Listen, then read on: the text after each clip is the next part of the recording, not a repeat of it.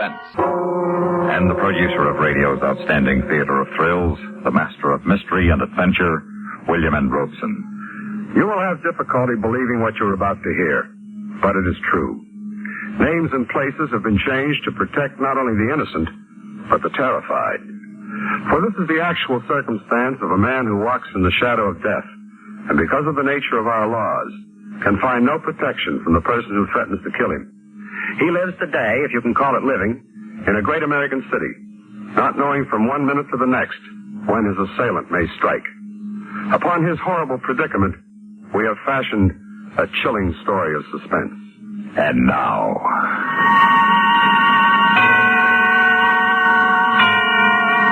No Hiding Place, starring Jim Amici. A tale well calculated to keep you in suspense.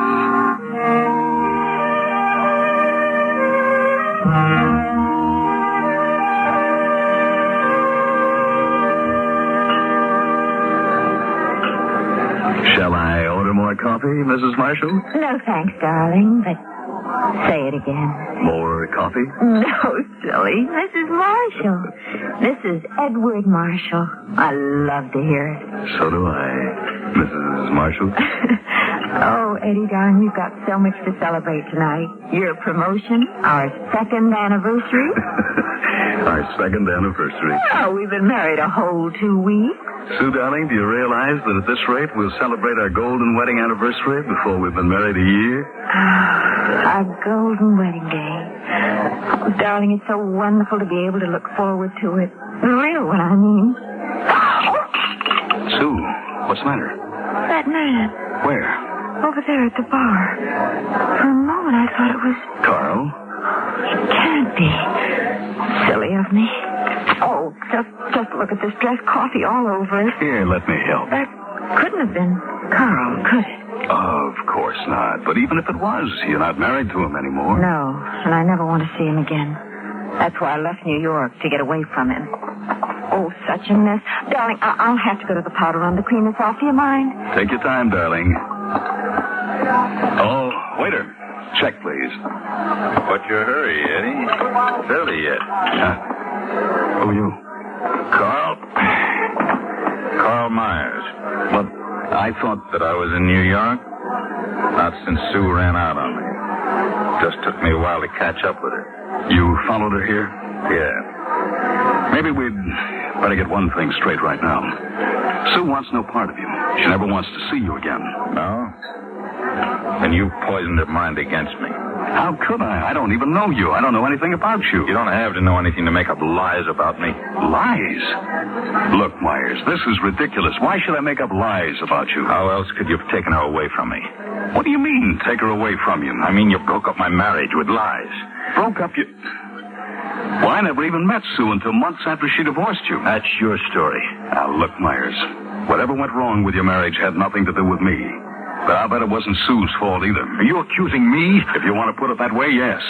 You had your chance with Sue, you failed. I did not fail. It looks that way to me. No, it wasn't me. It wasn't my fault. Well, no matter whose fault it was, Sue's married to me now, and there's nothing you can do about it. Yes, there is, Eddie. There's something I can do. Something I'm going to do. What's that? I'm going to kill you. Oh, come on now. The coffee came right out. All it took was a little... Hello, Sue. What do you want, Carl?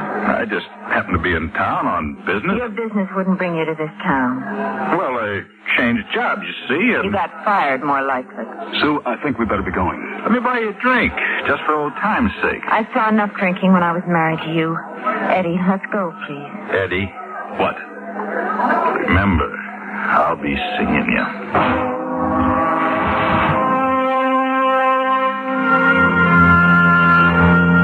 Sue nor I had much to say on the drive home, but I knew that she was upset.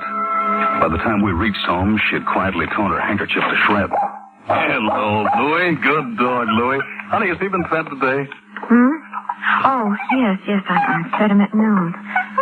Eddie, I'm afraid. Of what? Carl? He scares me. Now, you are being silly. Am I? He threatened to kill you, didn't he? Oh, he just been drinking too much, that's all. But he did threaten you. What if he did? It didn't mean... I knew it. I knew I never should have married you. Hey, what kind of talk is that? Oh, Eddie, he's got some crazy idea that... Well, every time I'd go out with somebody in New York after our divorce, Carl would get the idea that man had broken up our marriage. That's so I was afraid to date anybody for fear that Carl would do something to him. That's the reason I left New York. I had to get away from Carl. And that's why you never wanted to talk about him. Well, I was afraid that if you knew, you'd get scared like the others. I was afraid that you wouldn't want to marry me. You don't think that would have stopped me? I love you, Sue. Oh, and I love you. But don't you see, that's why it's different this time. I wasn't married to those other men. Now Carl will be sure that you made me leave him. Honey, that doesn't make sense. Oh, it makes Carl's kind of sense. Darling, there's something inside him that keeps him from succeeding at anything. And when he fails, when he loses his job or his wife or even an argument, it's always somebody else's fault. He can't admit failure. He always blames somebody else. Honey, you've got to stop worrying about it. Eddie, let's go away. You mean run away? All right, run away. Where? You've already tried it and you've just discovered that it doesn't work. Besides, we don't have to run. If Carl gives us any trouble, I'll just go to the police. Okay, Louie. Okay. I better take him for his walk. No, let me take him. Now, don't worry. Nothing's going to happen. We'll be back in 5 minutes.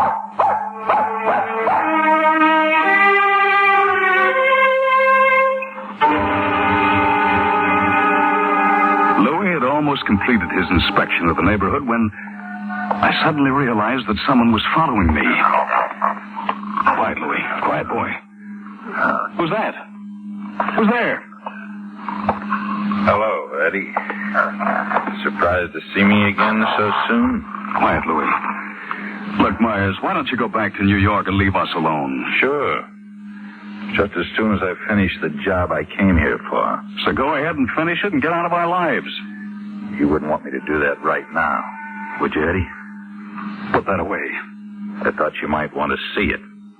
Take a good look, Eddie. Put it away, Carl. You're a lousy actor. I'm not acting. This is the gun, Eddie. This is the gun I'm going to kill you with. I'm warning you, Carl. Put that gun away or I'll... You'll what? Go to the police, maybe? There's a police station right around the corner. Come on, I'll go with you. What? Sure. Won't do you any good. I can kill you any time I want to, and you can't stop me. The police can't stop me. You'll see.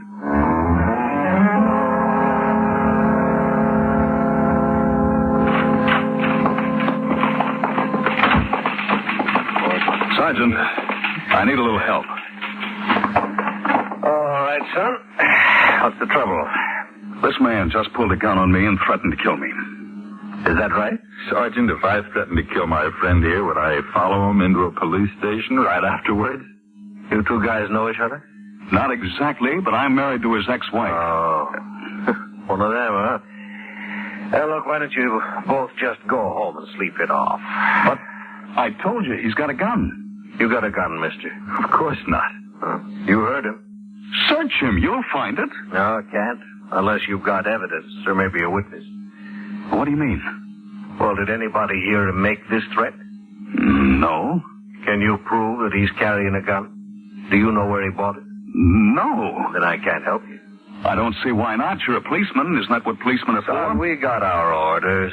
If I search this man, I can get fired from the force. Maybe sued for damages, too. But evidence or a witness? But if the police can't help me, who can?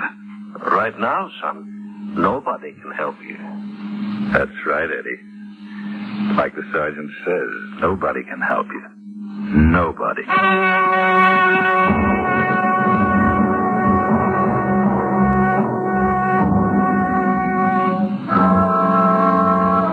I couldn't believe what the sergeant told me, that no one could help me. But after all, he was only a precinct sergeant.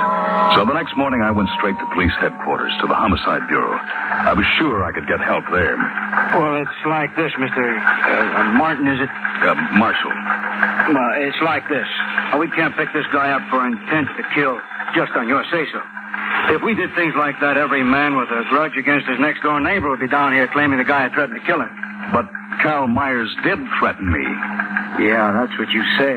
But you also tell me that he denied it. That's your word against his. Who are we supposed to believe? We're policemen, you know, not mind readers. There must be something you can do. Yeah. Well, is he clean? Clean? Yeah, clean. Does he have a police record? Oh, no, I don't think so. I'm sure he doesn't. Oh, that's too bad. See, if he did, we could chance picking him up. But not if he's clean. Then you can't help me. Look, Mr. Martin, it's... Marshall. Yeah. Well, Mr. Marshall, we get complaints like this every day. You see, somebody's always threatening to kill somebody. You know how many of them actually do? No. Maybe 1 in 5,000. That's all. Out of 5,000, just one. And what if I'm that one?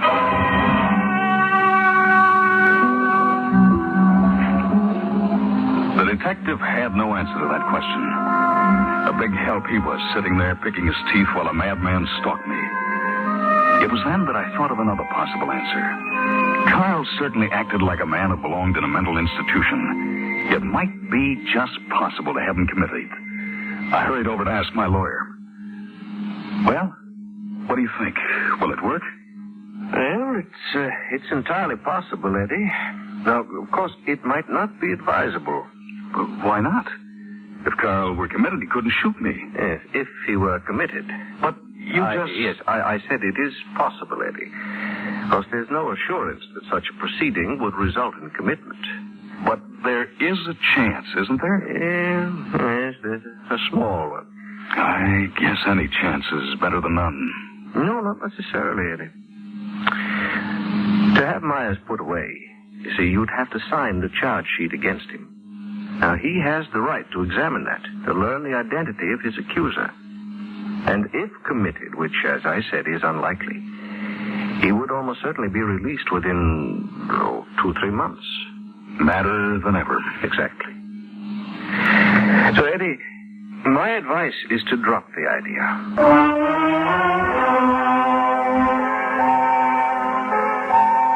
And so another door closed in my face. But I wasn't through yet.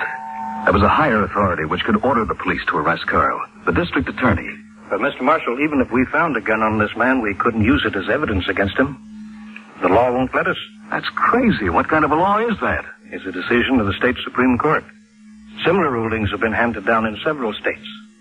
Their principle is to ensure the individual's constitutional right of freedom from unreasonable search and seizure. Even if the individual is guilty? Even if he's a homicidal maniac? And all men look alike to the law, Mr. Marshall. It protects the guilty as well as the innocent. The police sergeant was entirely right when he asked you to produce evidence or a witness. If you can't, I can't order Carl Myers arrested. Not at least until he commits an overt act. What would you call an overt act? An attempt to kill you.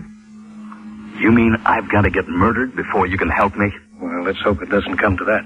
But you're telling me it has to come to that, aren't you? Now, Mr. Marshall, let's not get excited. Not get excited? You tell me the law can't help me. You tell me you'll arrest Carl Myers after he kills me, and you tell me not to get excited.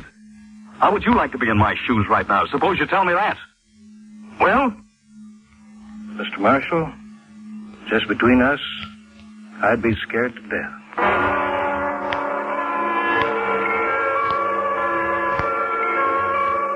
I had no place else to turn. Carl had been right. Nobody could help me. Nobody. As I left the courthouse, I felt I was the loneliest man in the world. I was starting across the street, wrapped in my own fear. Hey, Eddie, you ought to watch where you're going. I could have run you down. Real easy. Are you were trying to hit me. No, Eddie, I just wanted you to realize how easy it is to kill a man. But when I kill you, it won't be this way. I wouldn't want you to think you were dying by accident. How do you say, Eddie?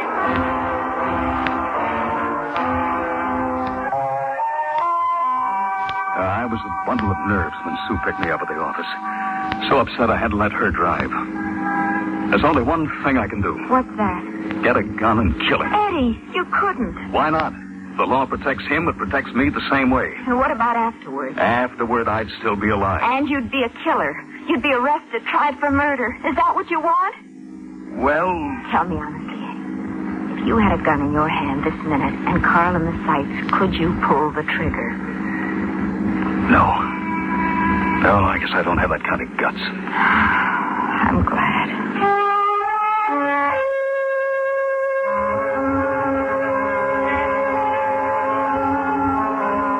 The situation was incredible. The 20th century civilization I lived in had suddenly turned into a chrome-plated, neon-lighted jungle. Its intricate system of law, built over 10,000 years, gave me no protection. I couldn't even protect myself, because I was too much a product of that civilization, too steeped in its moral code. As I nervously followed Sue from the car to the house, I realized that death could come at me unexpected, around any corner, out of any doorway. Oh, get the mail, will you, darling? Dinner will be ready in about 5 minutes. You're getting cold, cousin. Sue, what's the matter? Oh, no. Oh, Eddie, how could he? How could he kill a harmless little dog and leave it hanging from the beam? Like an execution. Sue, it's a warning for me. No, Eddie, no. Yes, he means it. He's going to kill me, and I can't stop him. No, let's call the police. Call the police? I've been to the police. All I can do now is run. Eddie, don't go out. Please, you're safer here. No, baby's still here, hiding, waiting for me. I can't just sit here and let him kill me. I've got to run. I've got to get away. Eddie, come back. Come back. Eddie.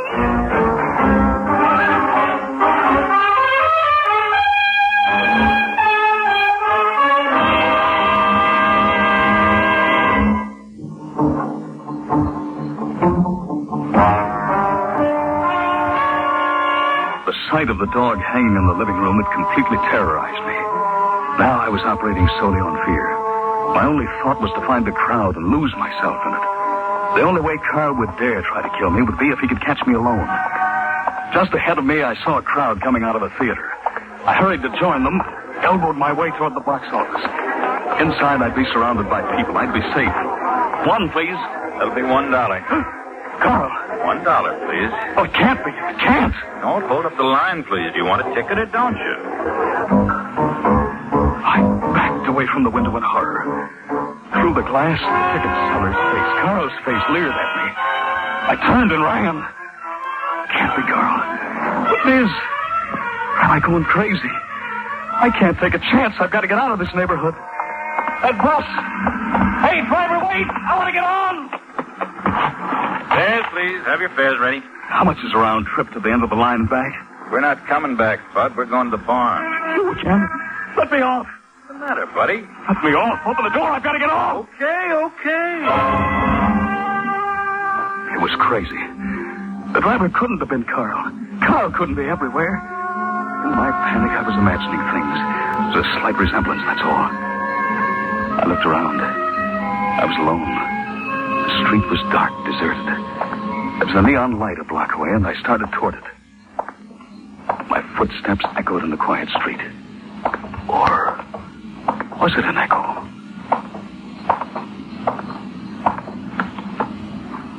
Carl? Carl? Of course it's not Carl. I've got to stop imagining things. That's just an echo. See? Just an echo. There's no one following. No one. Almost to that light. I've got to make it before the echo catches me. I've got to run faster. Hey, here you go. No, let go. Let me go, Carl. Hey, Please. take it easy, mister. What's the trouble? Huh? Oh, nothing. Nothing, officer. You scared me coming around that corner, that's all. No trouble. You yelling for the police? Can I help? No, nobody can help. Thanks anyway. Huh? Good night, then. And take care. I looked at the neon sign blinking on and off. The place was a saloon. I didn't want to drink, but I wanted less to stay on that dark, deserted street. I went inside.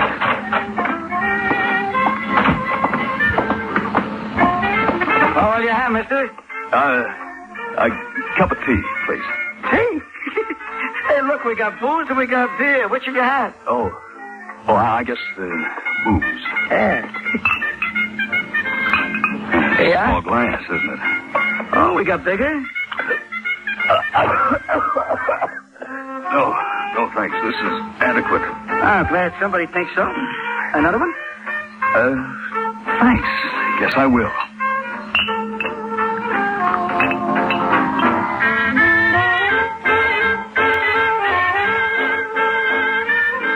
I don't know how long I sat there. The bartender kept shoving drinks at me. I felt that I had to drink or get out, and I was afraid to get out.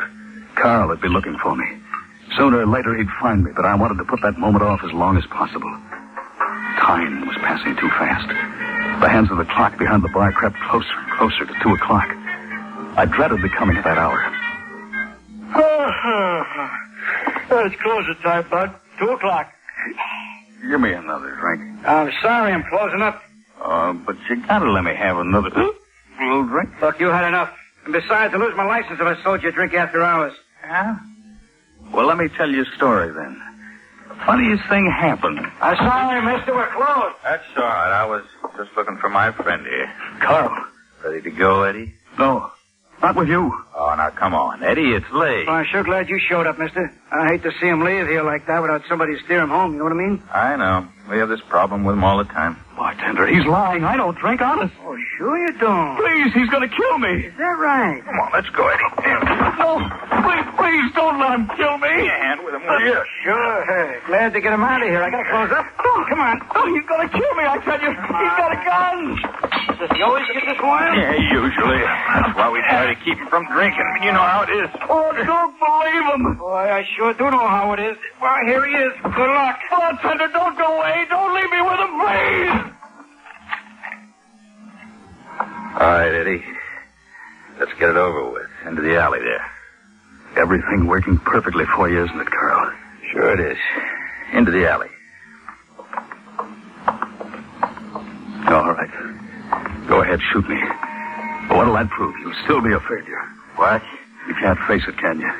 How many husbands of Sue's are you going to have to kill before you can admit you're a failure? I'm warning you. Don't say that. Go ahead, shoot. Add another failure to your list. I'm not a failure. I am not. Hey, what's going on there? Get back.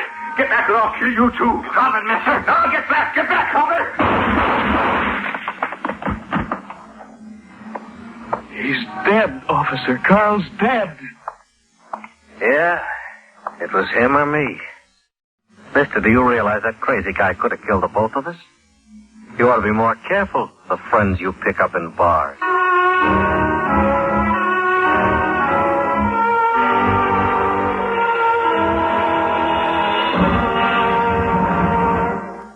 Suspense, in which Jim Amici starred in William N. Robeson's production of No Hiding Place. Reporting Jim Amici in No Hiding Place were Shirley Mitchell, Barney Phillips, Lawrence Dobkin, Jack Crucian, and Wendell Holmes. Listen again next week when we return with another tale well calculated to keep you in suspense.